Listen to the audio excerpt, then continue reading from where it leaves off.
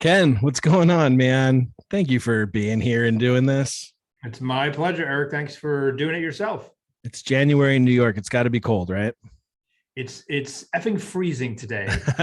We are in the teens with it felt like 4 degrees when I woke up this morning. Yeah, I'm in LA. We're kind of the opposite right now. Yeah. Well, I think that's the end of this podcast. I think I'll just go.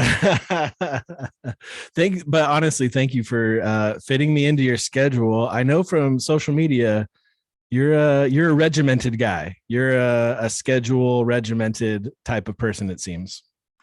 That is true. And we're doing this in my meeting block time. Like I Ooh. schedule certain times of day to do meetings and things like this, interviews, and this is it. And I try to schedule them all in that time to leave the rest of my time to get all the other stuff done I want to get done. Does that come naturally to you, or is that something you've learned over time?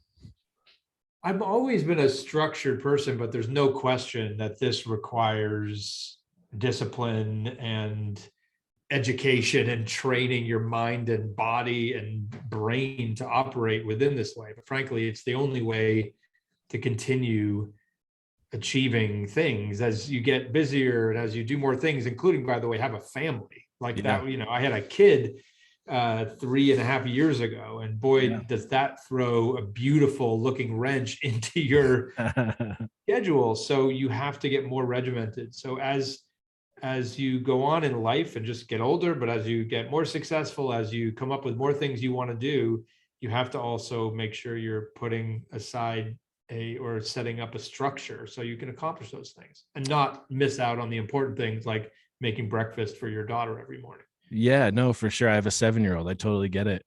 That makes sense in my brain from the business side of what you do, producing all these things.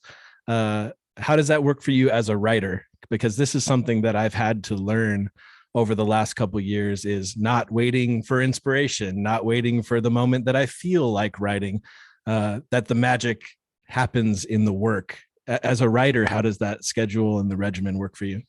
I think that's what was a great epiphany for me, in that the moment you apply some of these techniques, tactics, strategies, whatever you call it, to the creative process, the easier the creative process is, because the thought of creating something seems like, oh my God, how am I going to do that? Like, Yeah. you read a novel, you pick up a novel, you see a musical, and you're like, what the F? That's like impossible. How can you do that?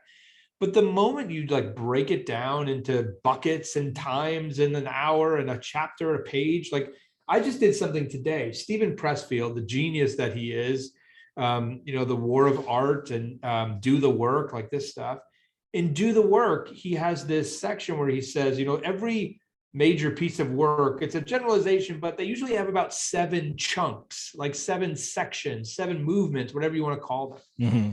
So I'm having trouble with a script of mine, and I was like, well, I'm going to just take the script, print it out, and split it up into the sections that I've created. And I had 8. And I was like, well, Stephen would probably spank me for that. So Yeah. let me see if I can make it 7. And instantly just putting 8 chunks out on the floor, and then now to make it 7, like it just, the process of there's 8, make it 7, like your mind takes over to try to solve that problem instead of trying to solve the problem of how do I write the next great American play. Sure, sure. It's Yeah, easier. I got to be honest. When I first came in contact with your social media, with theater makers, with that whole process, it probably was about 6 months of me going, this is no, I'm not doing that. I'm not doing it that way, Ken. I can't do it. Like your tactics, the advice you were giving was just so uncomfortable to me.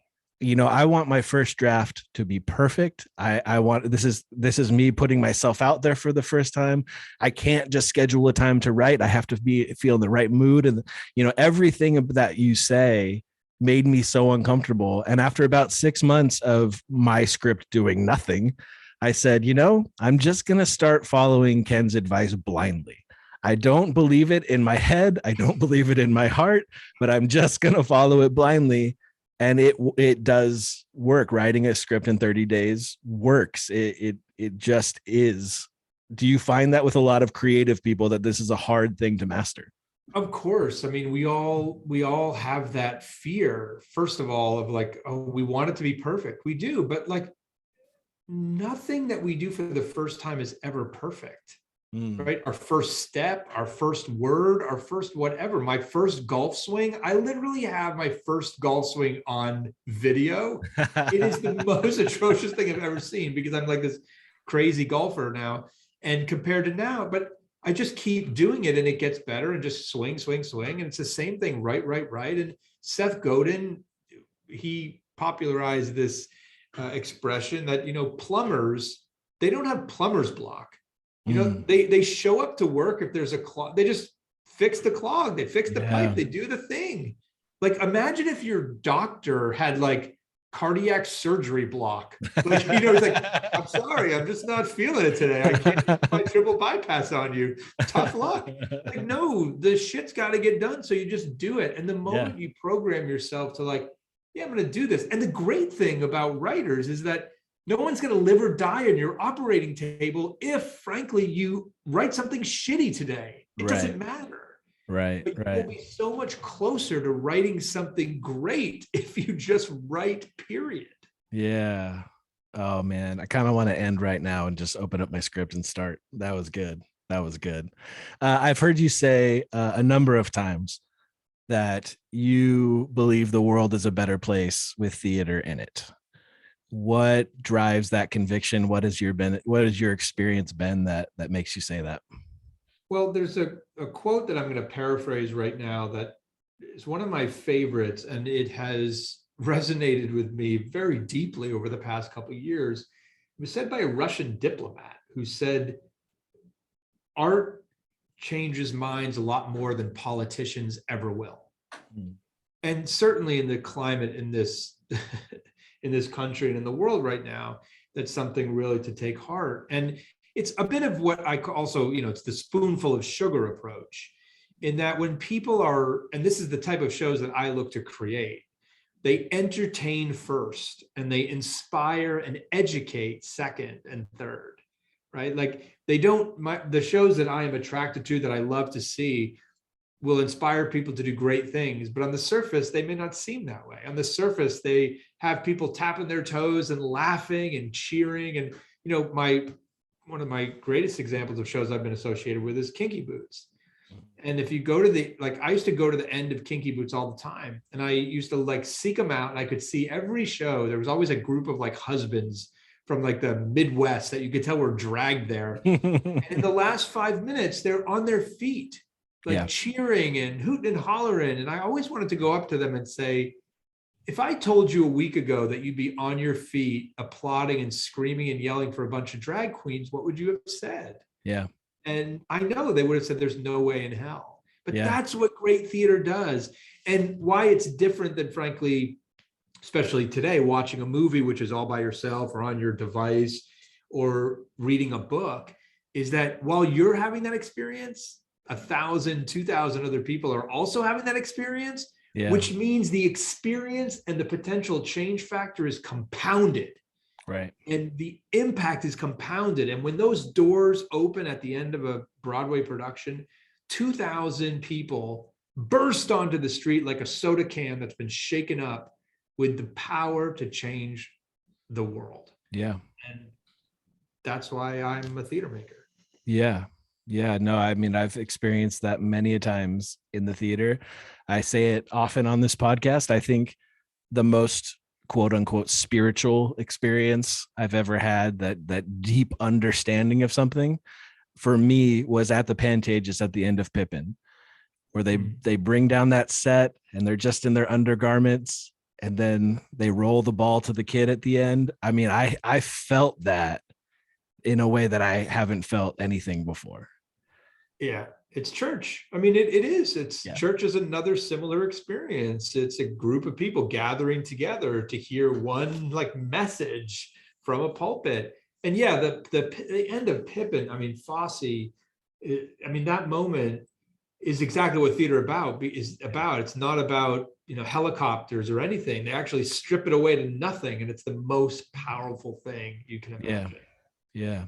I think theater right now in this moment is an interesting thing, because obviously because of COVID, live theater has taken a hit, and it's trying to come back. And some shows have been a little bit more successful at coming back than others have.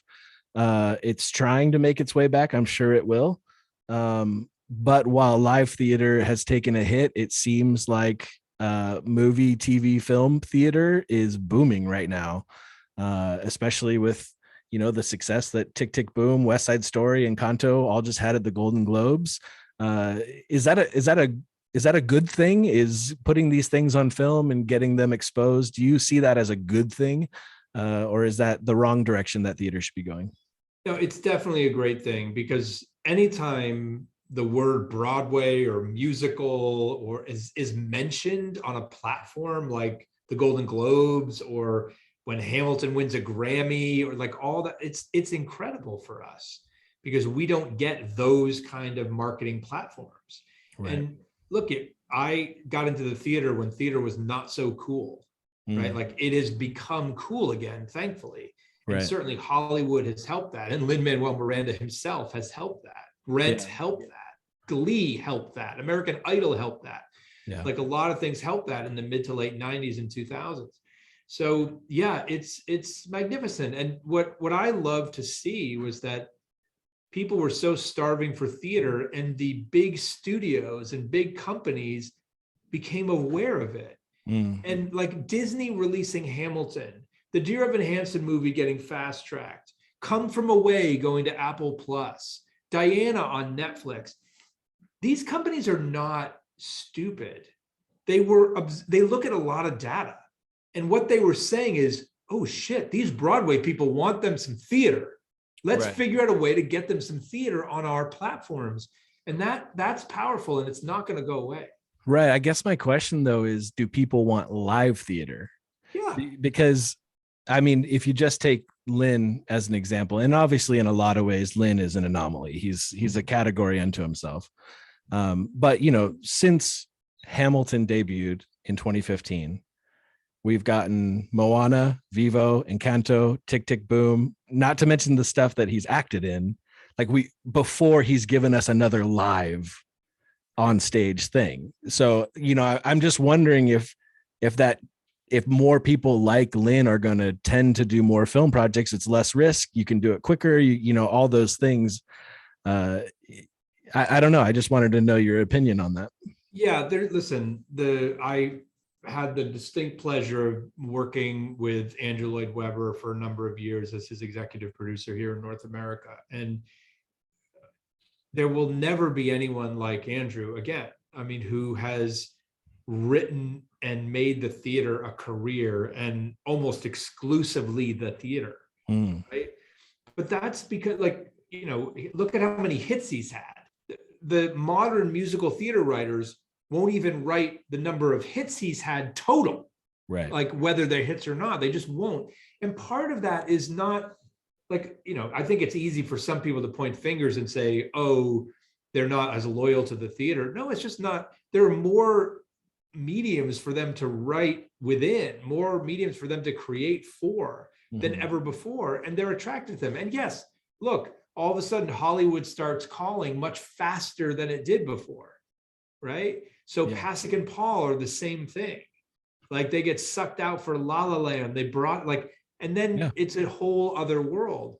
So, but our theater makers here, when they become a success, they're quickly pulled, more than they were in the past. And that makes it hard for them to spit out another musical with as long as it takes to develop. Yeah. So I know we're all waiting for the next Lin-Manuel Miranda musical, but it may be some time. I have a feeling he'll win an EGOT before there's another musical. Yeah. Yeah. Theater is a big risk. Not every show makes it. Is there a common thread that you see on shows that don't make it, or is it right time, right place? The thing that pops into my mind is, and I know that you worked a bit on this, like I can't believe that Groundhog Day wasn't a smash hit, because it was, to me, it was so brilliant and in a lot of ways failed. And when I went to see it in New York, it was the first show I had ever seen in New York, flew out there for it. And I was overwhelmed by the fact that I stood on a street and looked down one tiny street, and Dear Evan Hansen, Great Comet, and Come From Away were all on that tiny little street. And that's what it was competing against at that time. So is it right time, right place? Are there actual indicators that you look for on whether something's going to be successful or not? There's a whole bunch of things that you can look at. Of course, every time you think there's a rule, something comes along and breaks it. Sure. And Groundhog Day was a real disappointment, obviously, for me and for everyone involved, because it was brilliant. I mean, Tim Minchin, who wrote that score, who I know you know very well, he, I believe, is one of the greatest musical theater writers we have working today that has not had the breakout sensational hit. Obviously, with Matilda, long run, done all over the world and everything, but yeah, he's got a Rent in him. He's got one of these monumental blockbusters in him, and God, I hope I can be associated with it.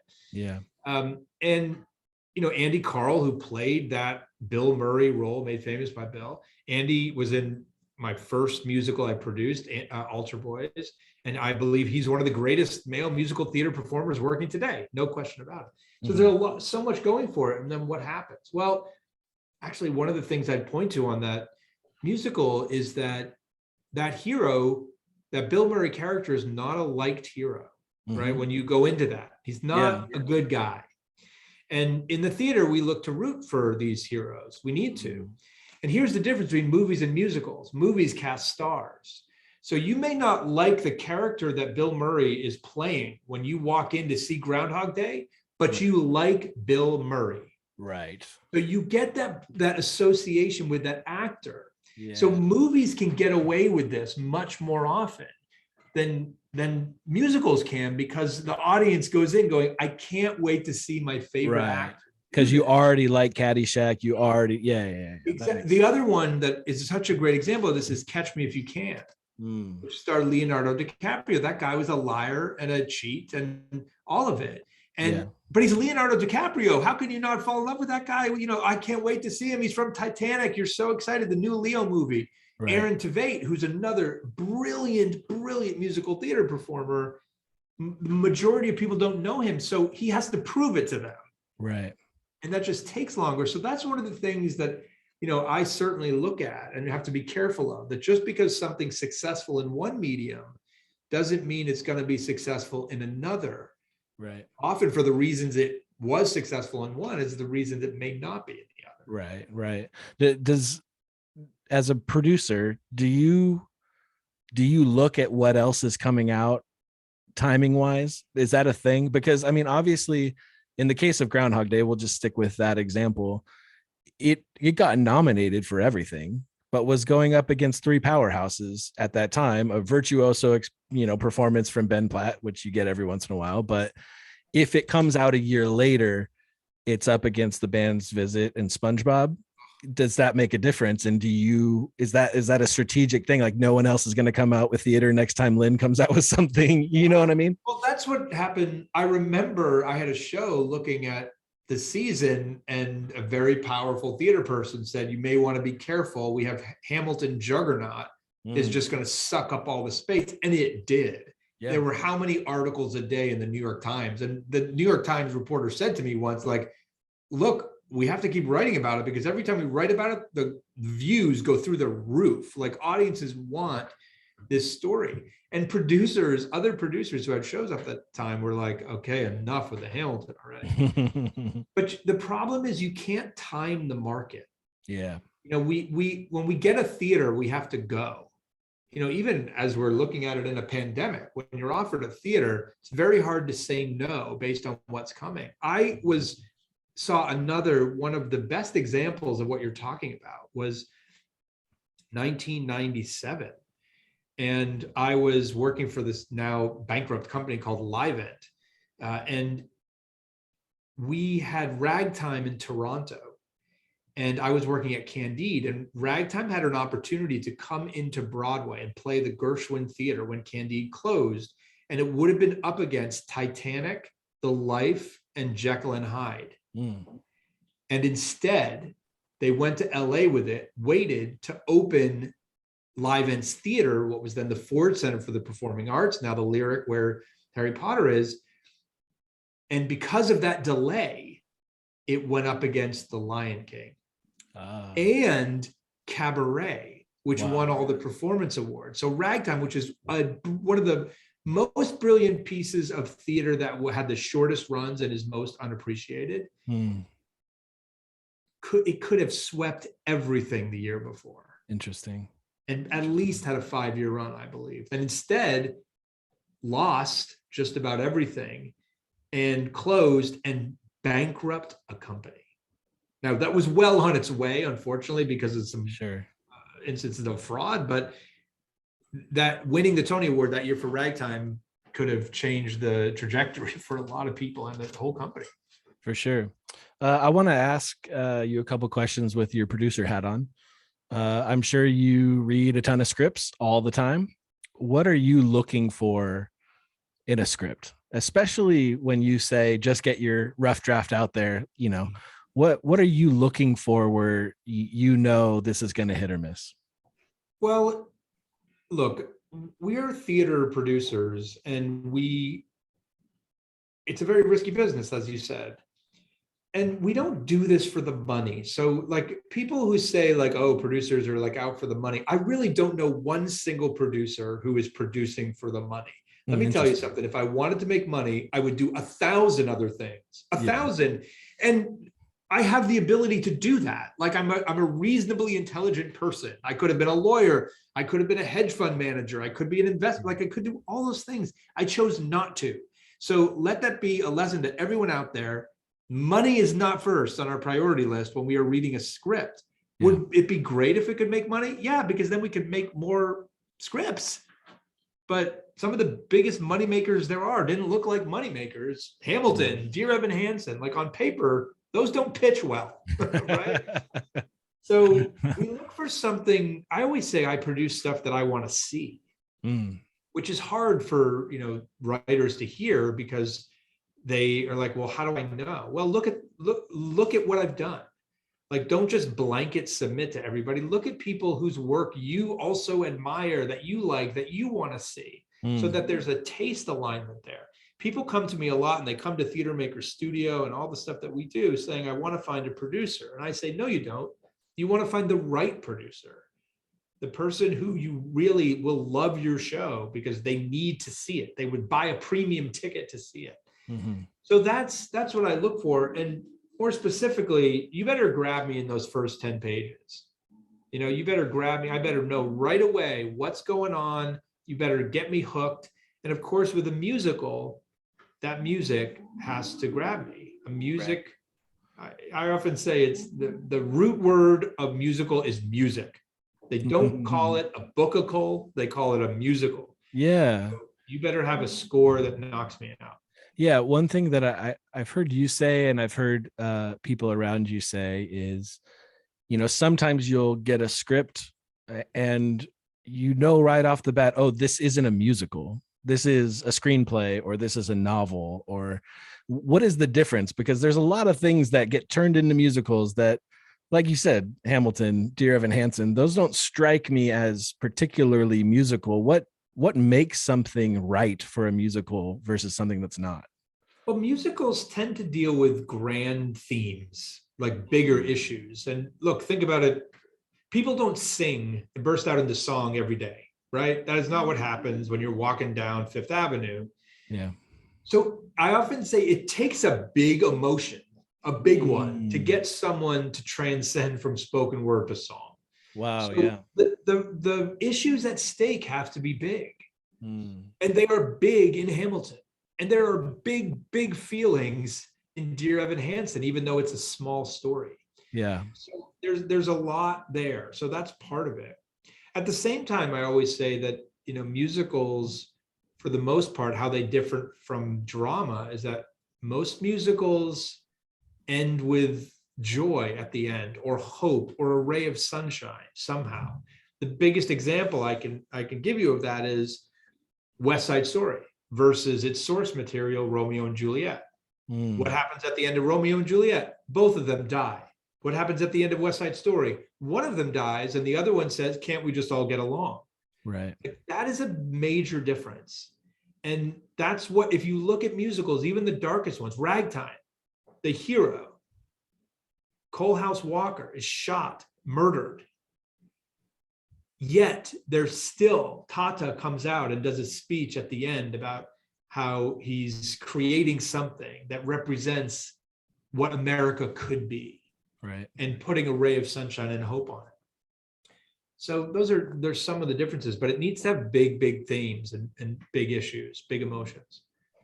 What are you, as we kind of wrap up this Broadway section of this, what are you most excited about in the near future, where Broadway is going, what you have on your plate? What are you most excited about? Well, in general, I believe that we are about to enter the roaring 20s, that the renaissance of live entertainment is coming. We're actually in it already. This start-stop has been a very frustrating period during this pandemic, because every time we think we're out of it, they pull us back in. But we're going to get through it. We're going to get out of it. Like, historically, I'm a big data guy. Pandemics end in 2 to 3 years. Well, guess what? We're getting there. Year 3, baby. Year 3. Yeah. And we are going to get through it. And people are just going to be so overwhelmed with joy at the idea of gathering in these rooms and hearing stories again. And we're ready here. I've got 4 musicals ready to debut in 2022. We've been waiting since 2020 to do them. Harmony, a musical written by Barry Manilow and Bruce Sussman. I've seen that. I saw that in LA 8 years ago. Yeah. Probably. Coming back, new version now. A Neil Diamond musical, a musical called Broadway Vacation, which is based on the Chevy Chase Vacation movies, but like the next chapter. So fun. They went to Wally World in Europe and Vegas. Now the Griswolds are coming to Broadway. And then a musical based on Joy, the life story of the woman who inspired the movie Joy, the QVC inventor of the Miracle Mop. So, I can't wait. I mean, I have just been like jonesing to get back into that room and have an audience there. Yeah. I saw Harmony with my friend Bill Schnee, who's a big time music industry engineer and engineered all of Barry's albums. And so we went and saw it and had amazing seats, of course. And then on the way home, I just was raving about it. He's like, you know what? Let's just call him and tell him. And we called him on the car phone. I was like, wow, this is a cool experience right here. Yeah. Let me tell you something. I've had the very distinct pleasure to work with a lot of amazing people and meet a lot of amazing people. But when your cell phone rings and Barry Manilow comes over in the caller ID, you still like just my mouth drops. And it happens now. Like, I'm working with on Neil Diamond, so Neil will call, or my producing partner on Neil Diamond is Bob Gaudio, one of the 4 seasons, for God's sake. Yeah. And that just, listen, I am so blessed to be able to do what I do. And when I get to work with these people, I'm just a fan. I'm really just, I'm a musical theater fan that has figured out a way to make a living at it. And I encourage all those other musical theater fans out there who want to get into this more. There's a way to do it. There's a way to do it, just like anything else. It's not some mystical process. Just to bring it back to where we were at the beginning, it's not some magic, like Harry Potter spell-like thing to create a show. It's just like creating anything else. And so many people out there have the entrepreneurial spirit. You just have to take that and apply it to art and become what I call an entrepreneur. Yeah. Yeah. A big part of this podcast and my journey is learning about faith, spirituality, what that's looked like in people's journeys. What does that look like in your life? What did you grow up with? Where are you at now? Totally open-ended. Yeah, my path has been very interesting in that my parents, my father is Indian. So my last name is not Davenport. My last name is actually Hasija. And I was part of the early 90s group of people that was told by another group that if I wanted to work in this business, I could not be an Indian kid. I had to be Interesting. Yeah. something else, unfortunately. But so my parents were divorced when I was 5. My father was raised Hindi, but was really an agnostic and studied a lot of different faiths. My mother, the moment my parents were divorced, she like rushed me into CCD and catechism and got me late baptized and confirmed and express on the Catholic train, which I was happy to jump on because all my friends were Catholic. And as a little Indian kid who didn't feel like he belonged, that was a way for me to belong. Oh, interesting. And I very much appreciated that faith and still call myself a Catholic to this day. I am not practicing as much as my mother would like me to, of course, but it's still a part of my life, and we will raise my daughter in that tradition. But I am so open to all faiths now. Harmony is a great example. So I often say that I like to produce what I don't know. And Harmony is a Jewish story about what happened in the Holocaust to this musical group called the Comedian Harmonists. And one of the reasons I wanted to produce it, because I wanted to learn more about that experience. Yeah. And it's been eye-opening to me. And I talk to my Jewish friends in a much different way now. Interesting. So I think that's about what, I often say that finding your profession is about like focusing. The older you get, the more you focus. And sometimes I think finding your faith is a little bit of the reverse. We're so focused in our faith when we start growing up, if we have our parents like telling, like, this is who you are, this is what you're going to be, and come to church or synagogue or temple, whatever it is, this way. Yeah. And then as we get older, we kind of widen it and broaden it. I think that's been it for me. I'm just more open to whatever anyone believes now. Sure. Yeah. So my story is Broadway was that thing for me. I grew up in, I guess like kind of small Christian bubble, not in a, weird fundamentalist way that I wasn't allowed to do anything else. It just was my community and it was working for me. It was good things. It was my friends. It was my schools. It was all those things. And really, when I first dove into theater, which by the way, my first theater experience happened right after college, seeing Wicked in LA. That was like, I felt like there was something in me that had been missing this whole time. I've seen it 12 times because I just became obsessed with it. But then, like I said, Pippin and all these other shows, I started going, wait a minute, that's what I believe too. And that was written by a Jewish guy. And that was written by an atheist. And who's this Tim Minchin guy writing all this stuff that I also believe in, who does not believe in God even a little bit? That was the eye-opening thing for me, was seeing that and these universal truths being displayed in, like you said, in such big ways. I think really awesome. When I was younger, I remember I have a half brother, and he got in a big argument, and he was real atheist, agnostic, I don't know, but he was like railing about like, it's a bunch of crap. It's a bunch of crap. And my stepfather, who's an amazing self-made man, didn't graduate from high school, but started his own company and built it up into an amazing thing in his hometown, jumped into the argument and said, okay, maybe it doesn't exist, but isn't it still a great way to live your life?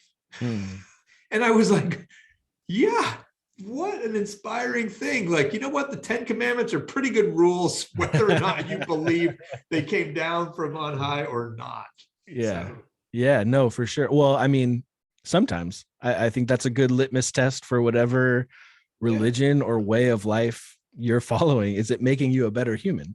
Yeah. And sometimes those systems do, and sometimes those systems don't. Right. What place does faith, religion have on Broadway? Because we get a lot of different things. Jesus Christ Superstar was a interesting kind of not biblical tale. Book of Mormon is obviously taking a shot. Is there a place for honest discussion about religion on Broadway? Well, I think the word discussion is the key point there. I think religion has been politicized like so many things in this country over the Absolutely. last Yeah.